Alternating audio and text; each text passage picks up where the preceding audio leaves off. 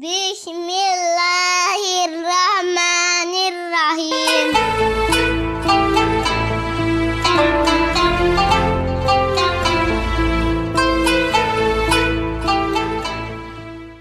Semalam saya bicara bahwa syukur itu ada hubungannya dengan adab, ya. Ma yaf'alullahu bi'adzabikum in syakartum wa amantum. Ya, kalau nggak salah saya sebut ayat itu ya.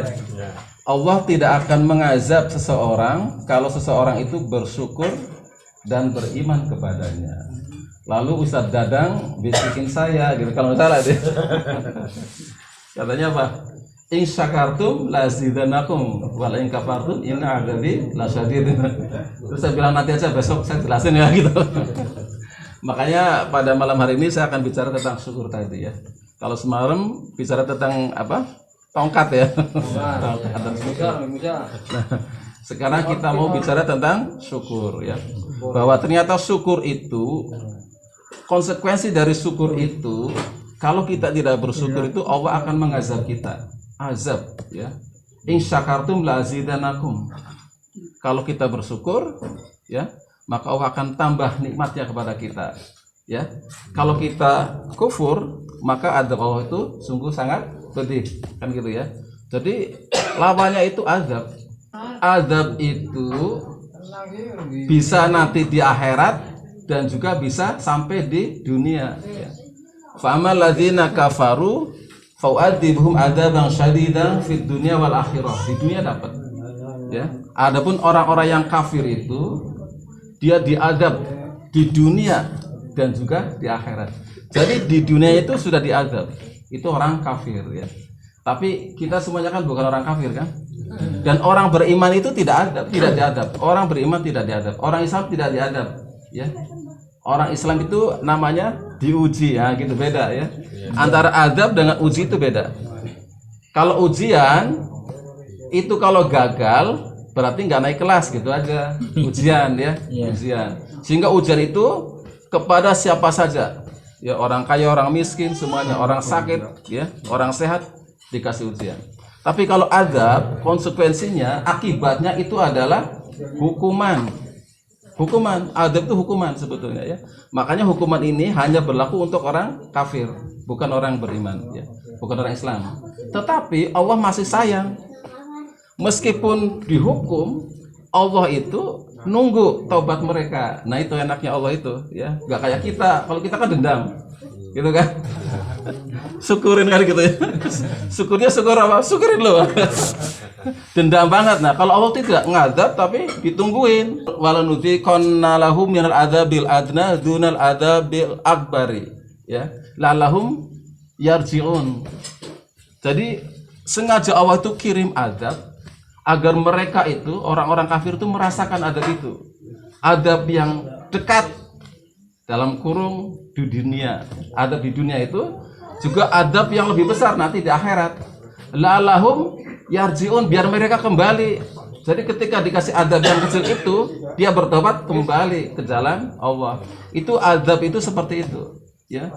Betapapun kerasnya Allah itu masih nunggu kembali. Ya. Tapi kalau orang Islam itu cuma ujian.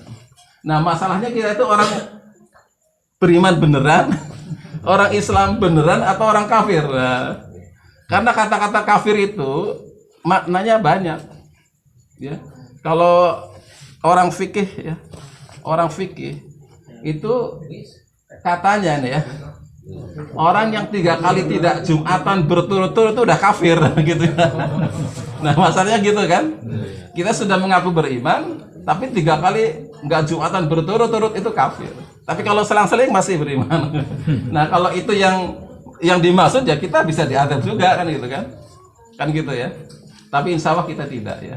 Karena itu janji Allah, orang beriman itu tidak diadab, ya, tapi hanya diuji. Ya. Dan ujian itu dan adab itu bentuknya itu bisa di luar dugaan kita. Bagi yang bersangkutan dianggapnya itu karunia, kehebatan, tapi bagi Allah itu adab. Jadi adab itu bisa berupa kekayaan. Jangan salah, bukan kemiskinan malah. Kan nggak nyangka. Ya. Jadi adab itu berupa kekayaan. Dikasih anak yang banyak, dikasih sehat terus, bisa itu. Nggak nyangka gitu kan. Ada dalam sebuah hadis qudsi ya. Kalau Allah menghendaki keburukan hambanya, ini Allah nggak suka dengan hambanya ya, karena memang kafir banget lah. Maka Allah akan tambah dia kekayaan, tambah malah. Kalau Allah tuh jengkel, itu bentuknya adab tuh. Dikasih dia tambah kaya, biar dia malah banyak dosa. Karena apa? Dengan kaya itu dia malah gampang berbuat maksiat. Bisa beli bir, kan gitu kan? Bisa pergi kemana-mana, bisa sombong kan gitu kan? Nah itu ya. Ditambah anaknya tambah banyak. Anaknya dikasih anak yang banyak. Biar sombong tuh, anak saya satu jadi dokter, satu jadi tentara, satu ini, wah bangga banget. Gitu ya. Padahal itu sebetulnya azab, nggak disadari itu ya. Kemudian dikasih dia kesehatan, nggak sakit-sakit. Ya, Fir'aun itu nggak pernah sakit, makanya dia ngaku Tuhan. Makanya kalau orang sakit itu menggugurkan dosa. Nah itu konsepnya ya. Makanya kalau orang yang nggak pernah sakit, orang kafir istilahnya, salatnya nggak mau tapi nggak pernah sakit, jangan salah itu. Bisa jadi itu adalah azab. Biar dia sombong, saya kuat nih, kuatan gitu kan. Kemudian nanti di akhir hayatnya dia dimudahkan sakratul maut. Sakratul maut dimudahkan nih. Makanya jangan salah nih ya. Jadi sudah kaya raya, anaknya banyak, terus sehat terus, begitu meninggal cepet. Kita menganggap enak banget ya meninggalnya. Waduh, husnul khotimah kan gitu kan. Itu yang nggak ngerti. Ya. Sehingga dia menghadap ke Tuhannya itu tidak membawa kebaikan secuil pun. Itu tujuan Allah begitu. Ini hadis qudsi. Hadis qudsi itu hadis setengah Al-Qur'an. Jadi kuat banget ya, kuat banget gitu ya. Jadi makanya kita kalau melihat ada ulama susah sakaratul mautnya, jangan lihat bahwa wah ulama kok lagi diazab, jangan. Beda. Jadi jangan melihat itunya, jangan. Yang cepat gampang sakaratul mautnya dengan yang lama itu beda ukurannya. Ya, beda ya. Jadi yang cepat itu bisa jadi adalah adab. Sehingga orang yang bersangkutan meninggal membawa dosa yang banyak, ya. Wala yahsabana ladina kafaru innama numli lahum khairul li anfusihim. Innama numli lahum liyazdadu itsma walahum adzabun muhin. Jangan kau menyangka hai orang-orang kafir bahwa karunia yang Allah berikan kepadamu itu kebaikan. Jangan kamu nyangka. Jangan kamu sangka bahwa harta itu kebaikan buat kamu. Anaknya banyak itu kebaikan buat kamu. Sehat itu kebaikan, bukan. Semuanya itu agar kamu bertambah dosanya, gitu ya. Karena Allah nggak suka dia, gitu ya. Itu hadis qudsi ya. Kalau yang barusan Al-Quran ya. Ada hadis qudsi sebaliknya. Bila Allah menghendaki hambanya kebaikan, ini kebalikan nih, ya. Jadi bila Allah menghendaki hambanya kebaikan, maka hamba itu dikurangi hartanya, dibikin miskin, Pak. Dibikin miskin. Kebalik. Jadi kalau Allah ingin si A baik, maka harta dia dikurangin. Diambil hartanya, dikurangin. Dimatikan anaknya, dikurangin anaknya. Ya. Dengan dikurangi hartanya kan dia sudah nggak bisa macam-macam. Sombongnya juga turun kan? Maksiatnya juga turun kan gitu kan? Anaknya diambil, jadi kebanggaannya, aduh nggak ada siapa-siapa kan, nangis terus kan? Ingatnya Allah, gitu kan? Gitu. Dibikin sakit-sakitan. Sakit itu menggugurkan dosa. Sakit itu dia bikin sakit. Nah begitu dia masih ada dosa, ya orang ini kan Allah ingin ini orang ini harus baik, meninggalnya harus baik, ya. Dan kalau masih ada dosa, disulit sakaratul mautnya, disulit, lamain saatnya. Bisa aja nanti kita lihat orang haji, orang ibadahnya kuat tapi susah matinya, itu lagi dihabisin dosanya di dunia, sengaja, ya. Ada kiai susah matinya berhari-hari gak mati-mati gitu kan.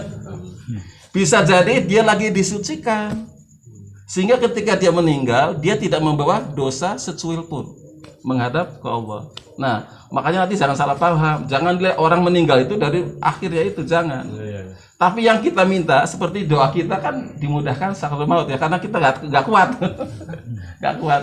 Tapi kalau ternyata susah sakaratul mautnya, berarti emang Allah sedang mensucikan kita. Tapi ngakanya jarang mati nangelnya ada jimat. Iya, iya, di antaranya begitu. Jadi macam-macam ya. Makanya jangan cepat memvonis, jangan cepat memvonis. Lihat masa lalunya kan gitu ya. Teman saya Pak, teman saya itu dulu kerja di di hotel kaya raya. Itu tanahnya di Batam itu 1 hektar di perempatan katanya itu. Gitu ya, di hotel, manajer gitu ya. Dipindah-pindah di Malaysia, di Brunei itu. Terakhir yang di dekat Tanah Abang itu. Begitu dia bertobat, hartanya habis itu, hartanya itu habis, dibikin habis itu. Tanah yang di Batam kejual, nggak tahu bisa kejual. Semua rumahnya terakhir itu saya ketemu itu tinggal 2, dihabisin sama Allah. Sampai dia aktif, dia nggak nyesel. Memang itu disucikan. Dan sekarang saya kesini tuh lagi stroke, udah 3 tahun. Teman saya itu lagi stroke, orang Aceh, stroke itu belum mati gitu. Saya bilang sabar, kamu itu jangan-jangan lebih baik dari saya. Kamu lagi disucikan tuh, nggak kemana-mana, nggak bisa kemana-mana, jadi nggak bikin dosa itu. Gitu. Jadi begitu Pak.